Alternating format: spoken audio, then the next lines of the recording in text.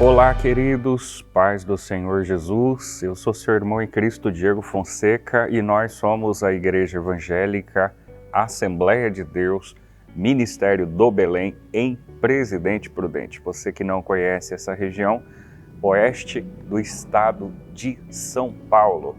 Igreja presidida pelo pastor Samuel Padilha de Siqueira, e eu quero, em nome do nosso presidente, cumprimentar a todos os irmãos que interagem, participam, acompanham e compartilham esta programação.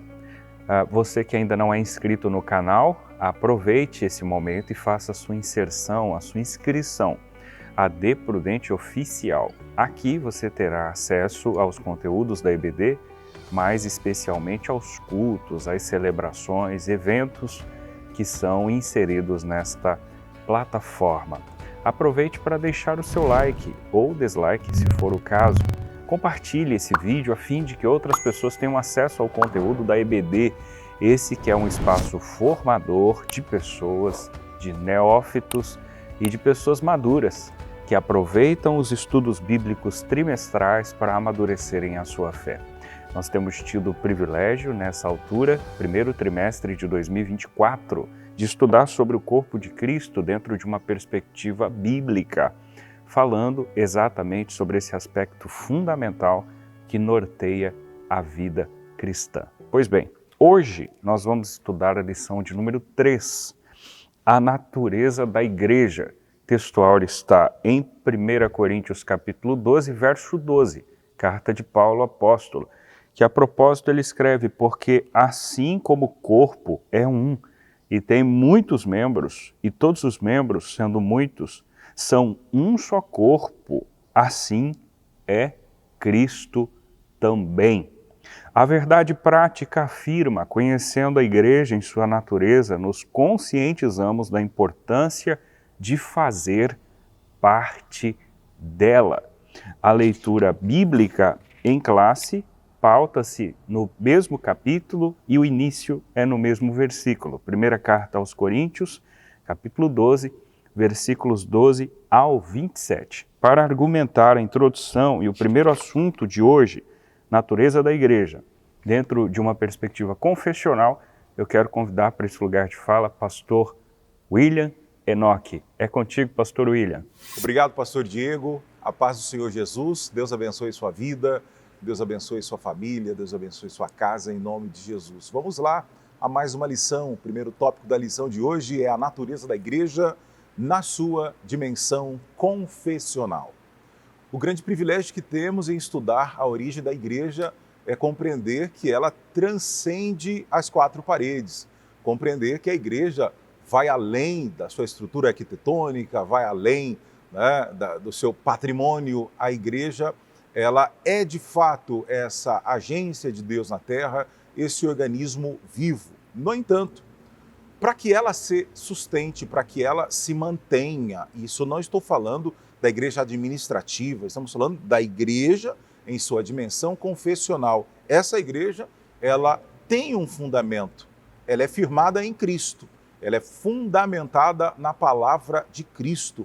E é por isso, por base nessa declaração do Senhor, que as portas do inferno não prevalecem contra a igreja de Deus. Então veja, igreja verdadeiramente bíblica é firmada na palavra de Deus. Hoje são muitos modismos, muitas inovações, são muitas estratégias, muitas delas admitimos como interessante, que motivam, mas é preciso ter cuidado quanto à autenticidade bíblica. Então veja, a igreja, ela é sempre, para que ela seja a igreja de Cristo, ela precisa ser fundamentada na palavra de Deus. Então, em primeiro aspecto, nós temos Cristo como a palavra encarnada, a palavra viva, porque já sabemos, João capítulo 1, no princípio era a palavra, era o verbo. Jesus é a palavra que se humanizou, isto é, Deus feito homem, e a igreja bíblica possui Jesus Cristo como seu fundamento. Uma igreja verdadeiramente bíblica, ela é centrada em Jesus. Ah, mas Será, William, que os outros movimentos, as outras instituições, então elas não possuem esse caráter pela qual poderíamos afirmar que é uma igreja bíblica? Não é esse o ponto hoje. A ideia é a igreja a qual fazemos parte, a igreja a qual estamos inseridos, ela é uma igreja onde Cristo é o centro. Ela está centrada na palavra de Cristo. Em segundo lugar, uma igreja verdadeiramente bíblica, ela é uma igreja fundamentada na palavra inspirada. A palavra de Deus, ela é inerrante, ela é inspirada, ela é infalível, ela é a palavra de Deus.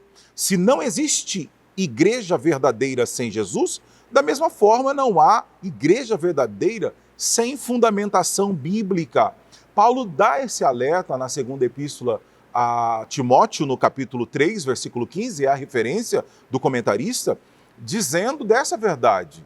Tem que ser firmada na palavra, dirigida pela palavra, orientada pela palavra. Essa heterodoxia, né, o desvio doutrinário, toda a situação de apostasia, isso ocorre geralmente por causa desse afastamento, desse distanciamento, desse abandono da palavra de Deus. Então a igreja confessional, ela é enfatizada, ela tem crescimento, ela se desenvolve quando ela é totalmente firmada na palavra de Deus. E veja, quando ela é bíblica, quando ela é firmada na palavra de Deus, ela não entra naquilo que a Bíblia fala, nos ventos de doutrina.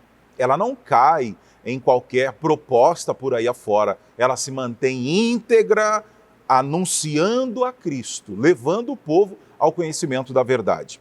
Outro detalhe é que a igreja, na sua dimensão confessional, é uma igreja habitada pelo Espírito, onde há evidências, há manifestações, existe o mover do Espírito Santo.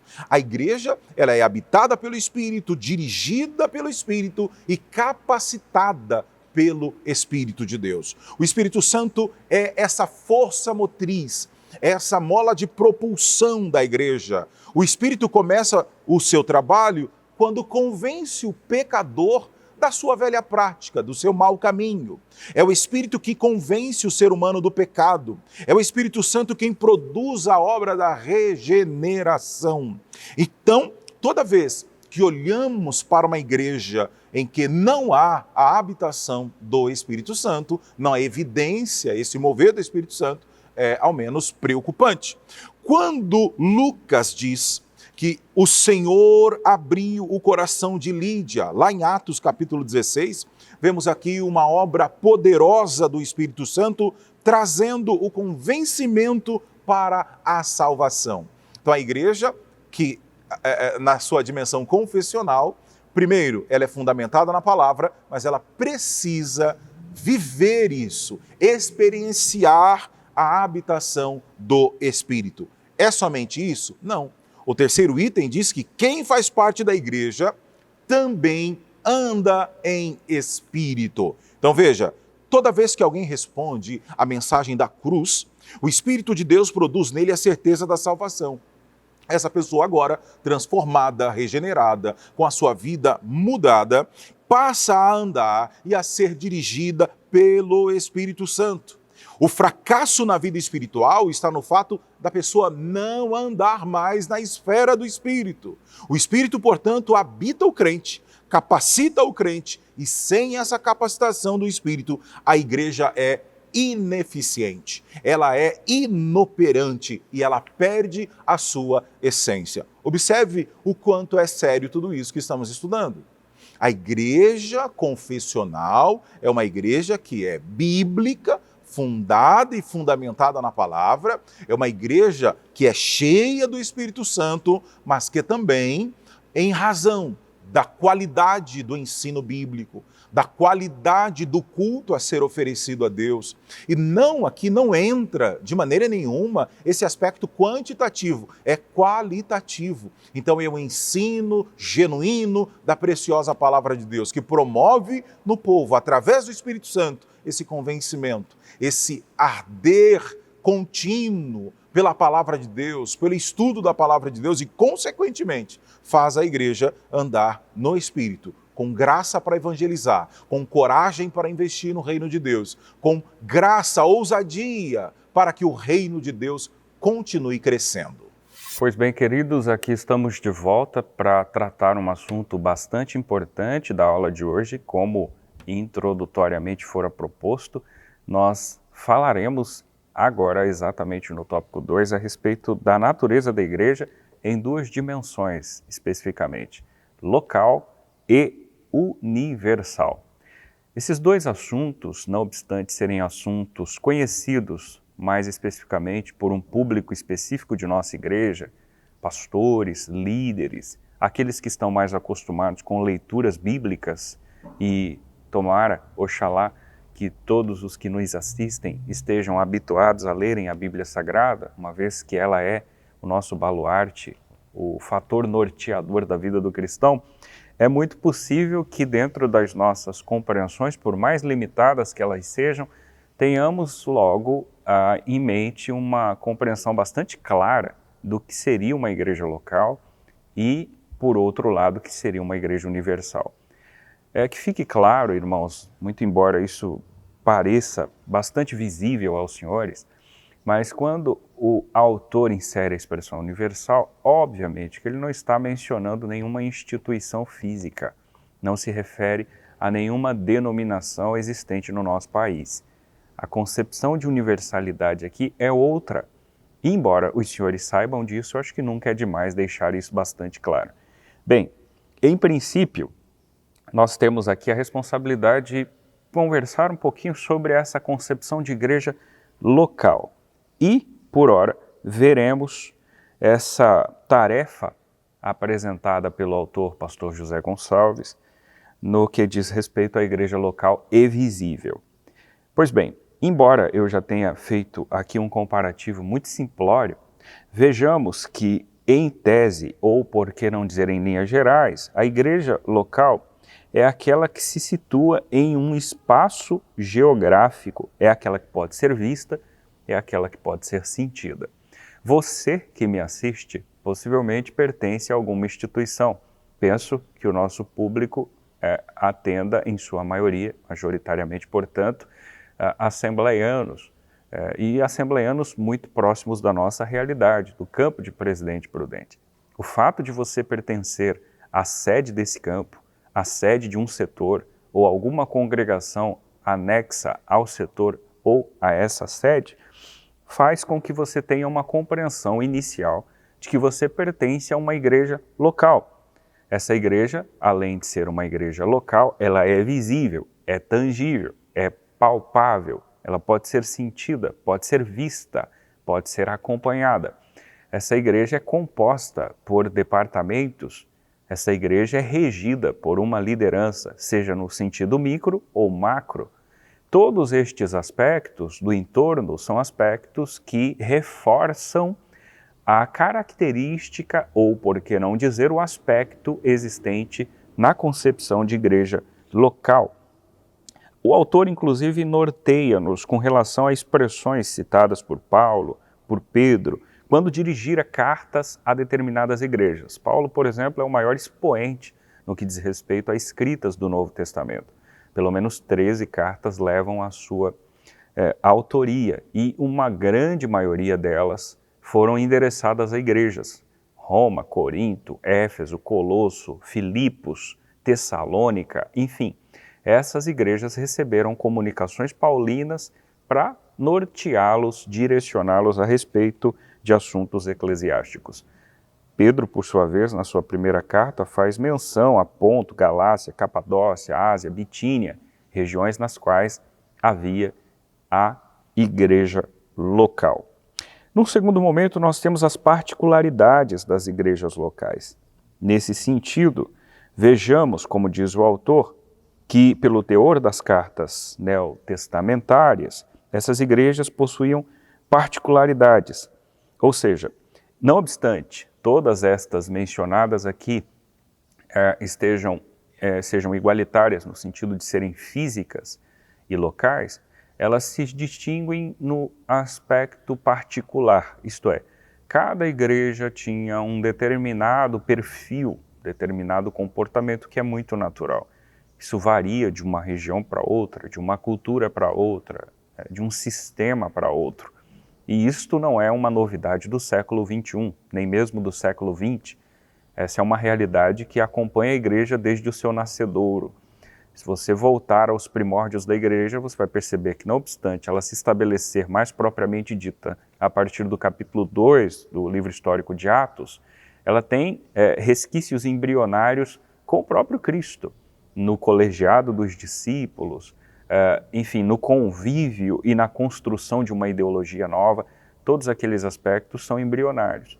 Mas é claro que o linguajar que Jesus utiliza, ele é uma conjugação futura. Edificarei, citação do capítulo 16 do Evangelho conforme Mateus. Edificarei a minha igreja. Então, é algo que ainda estava num processo embrionário, mas que se estabelecera mais especialmente a partir do capítulo 2 de Atos. E de lá para cá, nós temos inúmeras particularidades. Nós temos perfis extremamente diferentes. Por exemplo, quando você lê Paulo, você percebe um carinho de Paulo por esta igreja, pelo cuidado, pelo zelo, pelo trato, pelo acompanhamento, pela postura, né? Pela disposição em ajudá-lo, em colaborar com os seus feitos, trabalhos, viagens, enfim. E por outro lado, Paulo também não esconde os problemas existentes, como por exemplo na igreja de Corinto, que não obstante ser uma igreja da qual, hipoteticamente, supõe-se que os dons espirituais estavam por ela espalhados, era uma igreja que, se Paulo fosse um sujeito de cãs brancas, possivelmente era a razão de seus cabelos brancos. Uma igreja com inúmeros problemas, com inúmeros desafios, e isso implica e dá legalidade para isso que vos fala, assegurar que cada igreja, não obstante igualitariamente ser parecida com a outra por serem locais, são distintas na particularidade. Você que é pastor e me assiste, possivelmente que, devido à sua vasta experiência, passara por algumas experiências nas quais, em um determinado local, você vira ali um comportamento por parte do rebanho de uma forma que não se assemelhar àquele outro rebanho, porque são ambientes, são cenários, são situações opostas que fazem com que o sujeito seja ainda mais talhado, experimentado, mas que mostra visivelmente uma distinção comportamental que caracteriza particularidades. Mas eu quero finalizar o argumento de então destacando o outro aspecto. Falamos até então de uma igreja local, mas precisamos finalizar falando de uma igreja universal. Reforço, essa universalidade não se refere à denominação. Essa universalidade é porque essa igreja é uma igreja transcendente. Ela fere, ela foge, ela ultrapassa os limites da física. Ela não pode ser tangida, medida, calculada. Ela não se limita a uma instituição, a uma denominação. Por isso, o seu caráter universal. Ela agrega dentro do seu bojo todos os cristãos, servos de Deus, tementes ao Senhor, espalhados nas mais diversas denominações. Só o Deus Todo-Poderoso pode conhecê-las. Mas essa igreja existe. Ela existe e não pode ser nomeada, nomenclaturada. Mas diante de Deus, esta universalidade, esta invisibilidade da igreja é aquela exatamente que ele virá buscar. O Senhor, quando retornar para buscar o seu povo, não vem para buscar uma denominação, não vem para buscar uma instituição. É por isso que é um ledo engano. Me permito utilizar essa expressão, uma grande bobagem você ficar discutindo a maioridade no sentido de denominações. Não porque a minha, não porque a minha, não porque a minha igreja, e a gente é possessivo no discurso, né? A gente se envolve, toma posse, defende. Ser um apologeta, isso é brilhante, mas tem o local, tem a hora. Entrar em discussões de internet, em mídias sociais, para discutir se a minha ou se a sua, se esta ou se aquela igreja é melhor ou maior, eu acho isso uma grande bobagem. Tem coisas mais elementares para serem pensadas, irmãos, do que necessariamente essas guerrilhas que não contribuem em nada. O que nós precisamos é buscar ao Senhor, servir ao Senhor, claro que dentro de uma instituição séria na qual nós pertencemos, isto é de grande valor, é de louvor, mas não é essa a nossa motivação. Nós precisamos servir ao Senhor, porque é isso que vale, e especialmente é isso que se levará em conta no dia do Advento, em que Ele levar para si a sua noiva e desfrutar das bodas do Cordeiro. Vamos lá, o terceiro tópico, a igreja na sua dimensão agora comunitária. Ora, é fácil perceber que a igreja ela tem um papel fundamental em toda a sociedade. Já em algumas ocasiões eu ouvi autoridades, né, municipais, prefeitos, autoridades dizendo, olha, se não fosse a força da igreja, seria impossível, né, uma gestão pública eficiente. Estou dizendo da parte essencial que a igreja é responsável, essa parte que a igreja ensina, prega o evangelho, a partir do evangelho, da palavra de Deus, as pessoas são restauradas, então elas saem da vida pregressa, saem do crime, deixam de gerar ônus à sociedade, mas além disso, há um trabalho contínuo que é o trabalho comunitário, e a igreja tem essa função. A igreja, ela é una, é o primeiro item, isso significa que ela é indivisível. Na analogia onde compara a igreja ao corpo humano, Paulo deixa bem claro que uma igreja verdadeiramente cristã, ela é uma igreja unida, ela é uma igreja que desfruta de comunhão e não pode haver divisão no corpo. Jesus disse que em reino dividido, um reino dividido não subsiste. Esse princípio se aplica à igreja também. O que o diabo não consegue contra a igreja por meio da perseguição, ele consegue por intermédio da divisão. E devemos evitar a todo custo o partidarismo, as preferências e os exclusivismos, se quisermos preservar a unidade da igreja local. Observe que, quando a igreja é unida, ela está apta a desenvolver um trabalho profícuo para Deus. Quando essa comunhão aqui horizontal entre a igreja, ela existe, ela é permanente, Deus opera maravilhosamente em nosso meio.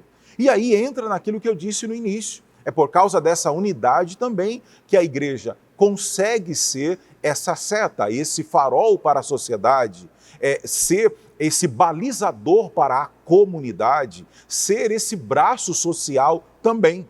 No entanto, o adversário das nossas almas trabalha constantemente para romper essa comunhão, para romper essa unidade, para romper esse pacto, esse elo entre as pessoas. Por isso a recomendação é necessário evitar. E o verbo evitar aqui é a ideia, então, de preservar as nossas vidas e termos todo cuidado com qualquer situação partidária dentro da igreja, qualquer situação de grupinhos dentro da igreja, qualquer situação de preferências dentro da igreja, porque isso e infelizmente eu digo isso com tristeza, isso vai promover esse distanciamento, vai promover esse esfriamento e, consequentemente, romper com essa unidade da igreja. E do que seria a unidade? Paulo escreveu à igreja de Filipos: completai o meu gozo, para que sintais o mesmo, tendo o mesmo amor, mas que vocês também tenham o mesmo ânimo, sentindo a mesma coisa. Capítulo 2, versículo 2 aos Filipenses. Aqui é o desejo do apóstolo Paulo pela unidade da igreja. A igreja, como corpo de Cristo em sua forma coletiva, ela deve zelar pela unidade e da mesma forma, cada crente deve buscar isso. Agora observe, zelar é proteger, preservar. Zelar, então, é prevenir. Então, toda ocasião em que percebemos que poderá alguma atitude, alguma fala, alguma expressão, algum comportamento, se aquilo poderá gerar no outro qualquer tipo de descontentamento, cabe a mim pensar antes, cabe a mim ter cuidado com as palavras, cuidado nas atitudes, ser fiel a Deus, mas também zelar por essa unidade. Há quem pense equivocadamente que eu não preciso ter comunhão com a minha igreja, ter comunhão com ninguém, ter comunhão com o meu pastor, basta eu ter comunhão com Deus. Isso é um equívoco, porque para que essa comunhão vertical ocorra na nossa vida, é preciso primeiro que também haja essa unidade entre os irmãos. É por isso que Paulo diz que sintam o mesmo, que tenhamos os mesmos objetivos, que tenhamos o mesmo desejo, que tenhamos o mesmo anseio, que tenhamos a mesma intenção em agradar, honrar e adorar a Deus. Bom, é válido lembrar que há também a diversidade na unidade. Isso reverbera o anseio de Jesus pela unidade dos seus discípulos. Ali existe aquilo que os teólogos chamam de unidade de essência. Na Trindade, o Pai, o Filho e o Espírito Santo são pessoas distintas, mas com uma mesma essência, possuindo a mesma substância, porém, ambos têm o mesmo propósito. Da mesma forma, os cristãos devem buscar esse tipo de unidade. E nesse aspecto, unidade não é uniformidade. Nós somos diversos, nós somos diferentes. Nós preferimos coisas distintas. Nossos temperamentos são diferentes. A maneira de fazermos as coisas, elas divergem. Mas mesmo assim, em meio a todas as nossas diferenças, nós somos um em Cristo Jesus, para perseverar no mesmo alvo, até a vinda gloriosa de Jesus. Então a ideia de que eu preciso de você, nós precisamos uns dos outros. Então, com graça, com amor, com paciência, com perseverança, muita oração, vamos caminhar e perseverar agradando a Cristo, zelando pela unidade e zelando pela comunhão, porque isso é a igreja na sua dimensão comunitária. É assim que ela colabora com a sociedade, é assim que ela trata as famílias, é assim que ela promove o desenvolvimento saudável de todas as famílias. E isso agrada a Deus, é projeto de Deus. Que o Senhor nos dê graça e que possamos sempre lembrar que a igreja, como corpo de Cristo, em sua forma coletiva, ela deve zelar pela unidade. E da mesma forma, nós, cada crente, nós devemos buscar isso todos os dias. Muito bem, queridos, com a graça de Deus, nós chegamos à conclusão de mais uma lição e só o fizemos de fato com a graça de Deus. Nesta especificamente, como visto pelos senhores, tivemos o privilégio de ler a igreja por algumas áreas especificamente. Em princípio, dentro de um viés confessional, a confessionalidade da igreja. Em seguida, nós vimos a igreja dentro de um aspecto visível, tangível, palpável e universal. E, por fim, como visto pelos senhores, trabalhamos a concepção de igreja dentro de uma perspectiva comunitária.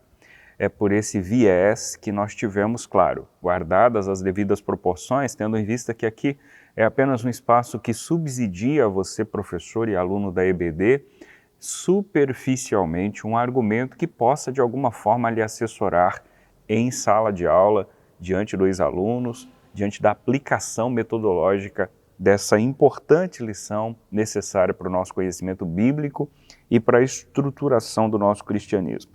Mas eu finalizo destacando algumas falas propostas pelo pastor José Gonçalves, quando ele acerta ao dizer: destacamos aqui que a igreja local deve estar fundamentada na palavra e habitada pelo Espírito Santo.